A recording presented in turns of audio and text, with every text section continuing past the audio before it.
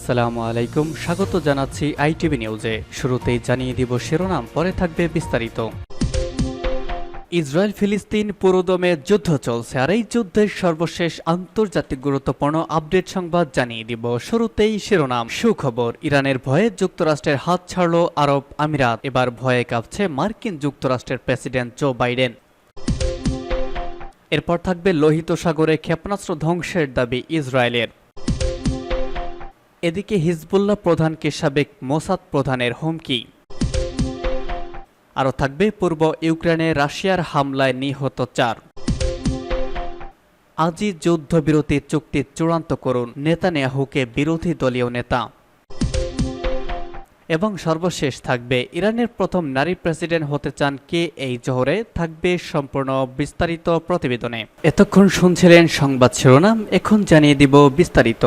ইরানের ভয়ে যুক্তরাষ্ট্রের হাত ছাড়ল আরব আমিরাত। যুক্তরাষ্ট্রের ইশারায় নাচলেও কিছু করার আগে দুবার ভেবে নেয় মধ্যপ্রাচ্যের দেশগুলো। ইরানের ভয়ে অনেক আরব দেশ চাইলেও প্রকাশ্যে যুক্তরাষ্ট্র ও তার পরম মিত্র ইসরায়েলের তোষামদি করতে সাহস পায় না। এবার এমনটাই ঘটেছে সংযুক্ত আরব আমিরাতের সঙ্গে। ইরানের ভয়ে আমিরাতের সরকার যুক্তরাষ্ট্রের একটি প্রস্তাবে সাড়া দেয়নি। ইরান ও দেশটির সমর্থিত মিলিশিয়াদের হামলার ভয়ে আমিরাত পিছু হটেছে। আরব সেন্টার ওয়াশিংটন ডিসির নন রেসিস্ট্যান্ট ফলো গ্রেগরি আফতান্ডিলিয়ানাক এক নিবন্ধে লিখেছেন, আবুধাবির আল দাফরা বিমানঘাঁটি ব্যবহার করে ইরানের প্রক্সিদের ওপর হামলা চালাতে চেয়েছিল যুক্তরাষ্ট্র, কিন্তু ইরান ও তার মিত্র মিলেশিয়ারা সংযুক্ত আরব আমিরাতে হামলা চালাতে পারে এমন ভয়ে ওয়াশিংটনকে না করে দিয়েছে দেশটি। উপায় না দেখে কাতারের আল ওদেইদ বিমানঘাঁটিতে অতিরিক্ত যুদ্ধ বিমান পাঠিয়েছে মার্কিন সামরিক বাহিনী। ফিলিস্তিনের স্বাধীনতাকামী সংগঠন হামাসের বিরুদ্ধে ইসরায়েলের দীর্ঘ সংঘাতে চাপে পড়েছেন জো বাইডেন। ইসরায়েল হামাসকে হারাতে পারছে না, আর বাইডেন নেতানিয়াহুকে বোঝাতে পারছে না।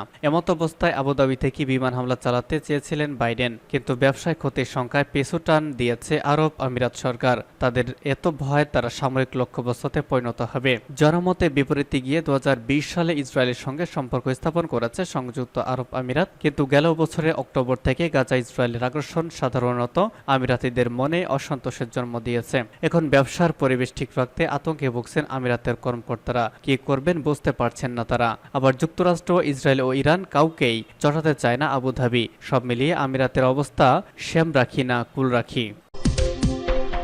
লোহিত সাগরে ক্ষেপণাস্ত্র ধ্বংসের দাবি ইসরায়েলের। লোহিত সাগরে একটি ক্ষেপণাস্ত্র ধ্বংসের দাবি করেছে ইসরায়েলি সামরিক বাহিনী। ব্যালিস্টিক ইন্টারসেপ্টর ব্যবহার করে আজ এই ক্ষেপণাস্ত্র ধ্বংসের দাবি করেছে ইসরায়েলি সেনারা। ব্রিটিশ বার্তা সংস্থা রয়টার্স এই খবর জানিয়েছে।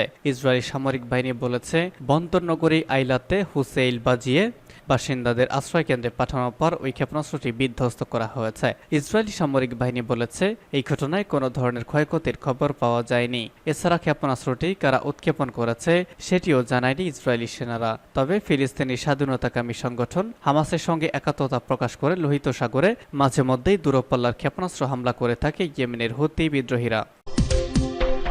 হিজবুল্লাহ প্রধানকে সাবেক মোসাদ প্রধানের হুমকি। লেবানন ভিত্তিক প্রতিরোধ সংগঠন হিজবুল্লাহ প্রধান হাসান নাসরুল্লাহকে হুমকি দিয়েছেন মোসাদের সাবেক প্রধান ইয়োসি কোহেন। তিনি ইসরায়েলের আরবি নিউজকে দেওয়া সাক্ষাৎকারে বলেন, হিজবুল্লাহ প্রধান কোথায় আছেন ইসরায়েল সেটা জানে, আমরা চাইলে তাকে হত্যা করতে পারতাম। ইসরায়েল লেবানন সীমান্তে হিজবুল্লাহ ও ইসরায়েলি সামরিক বাহিনীর সাথে নিয়মিত সংঘর্ষের সময় এমন মন্তব্য করেন তিনি। ইসরায়েলি পাবলিক ব্রডকাস্টিং কর্পোরেশনের একটি মতামত জরিপ অনুসারে ৫৫% ইসরায়েলি উত্তরে হিজবুল্লাহর সাথে যুদ্ধ সম্প্রসারণকে সমর্থন করে।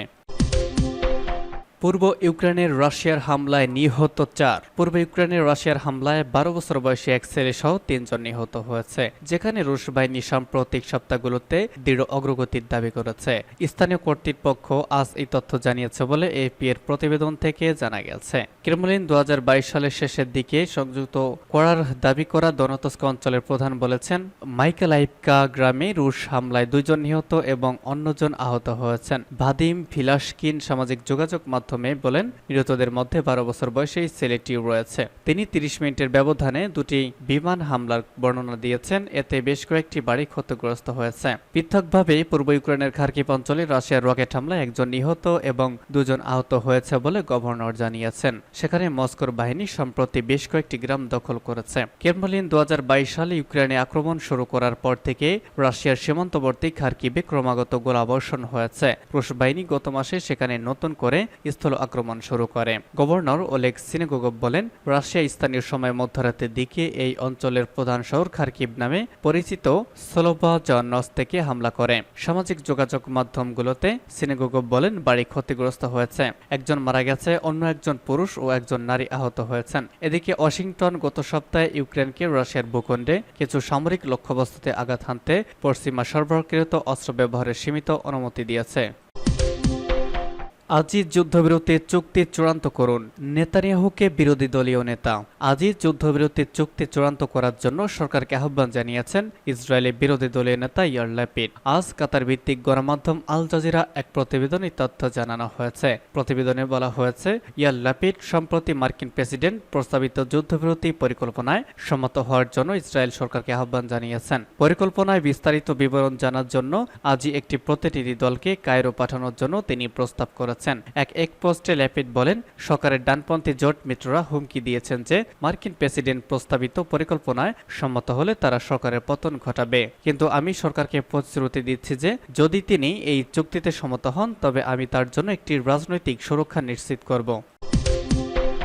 ইরানের প্রথম নারী প্রেসিডেন্ট হতে চান কে এই জোহরে। হেলিকপ্টার দুর্ঘটনায় প্রেসিডেন্ট ইব্রাহিম রাইসির মৃত্যুর পর ইরানে যেন সব কিছু থমকে গেছিল।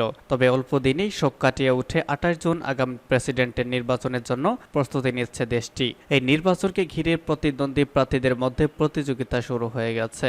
সাবেক প্রেসিডেন্ট সহ কয়েকজন আইন প্রণেতাই নির্বাচনে দাঁড়ানোর জন্য মনোনয়নপত্র জমা দিয়েছেন। তবে তাদের ভাগ্য ঝুলে আছে গার্ডিয়ান কাউন্সিলের হাতে। এই কাউন্সিলে অনুমোদন না পেলে নির্বাচনে প্রতিদ্বন্দ্বিতা করতে পারবেন না কোনো প্রার্থী। জনপ্রিয় সাবেক প্রেসিডেন্ট থেকে শুরু করে পার্লামেন্টের স্পিকার সবাই বসতে চান রাইসির চেয়ারে। এবার সেই তালিকায় যুক্ত হলেন সাবেক একজন নারী আইন প্রণেতা জোহরে ইলাহিয়ান। গার্ডিয়ান কাউন্সিলে অনুমোদন পেলে তিনি হবেন ইরানের প্রথম নারী যিনি প্রেসিডেন্ট পদে প্রতিদ্বন্দ্বিতা করতে পারবেন। তবে সেটা বাস্তবে কতটুকু ফলবে সেটাই সময় বলে দিবে।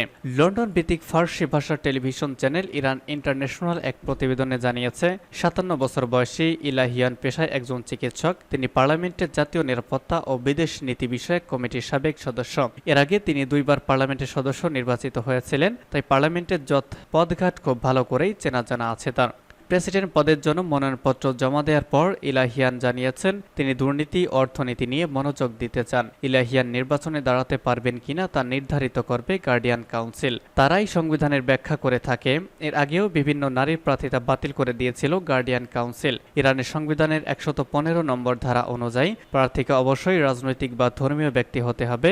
এখানেই বিতর্কের তৈরি হয়েছে। 2009 সালে জনপ্রিয় ইরানের প্রেসিডেন্ট মোহাম্মদ আহমেদিনেজাদ ইলাহিয়ানকে মন্ত্রিত্বের প্রস্তাব দিয়েছেন, তবে তিনি তা প্রত্যাখ্যান করেছেন। ইরানের প্রেসিডেন্ট নির্বাচনে আরও কয়েকজন কট্টরপন্থী নেতা মনোনয়নপত্র কিনেছেন। তাদের মধ্যে রয়েছেন তেহরানের মেয়র আল রেজি জাকানি, সংস্কারবাদী আইন প্রণেতা এবং সাবেক প্রথম deputy speaker Mahmud Masoud Pezeshkian এবং সর্বোচ্চ নেতার অফিসের একজন সদস্য বাহিদ গাগানিয়ান এই প্রেসিডেন্ট হতে চান। আগামী বছর ইরানে প্রেসিডেন্ট নির্বাচন হওয়ার কথা ছিল, কিন্তু গেল মাসে আকস্মিক হেলিকপ্টার দুর্ঘটনায় প্রাণ হারান রাইসি। এতে হঠাৎ করে ইরানের রাজনৈতিক পরিমণ্ডলে শূন্যতার সৃষ্টি হয়। সেই শূন্যতা পূরণে কে হবেন ইরানের পরবর্তী কাণ্ডারি সেই অপেক্ষায় রয়েছে বিশ্ববাসী। কারণ তেহরানে মসনদ হচ্ছে একটি জ্বলন্ত উনুন, যেখানে যেই বসুক না কেন তাকে ইসরায়েল ও যুক্তরাষ্ট্রকে মোকাবেলা করতে হবে।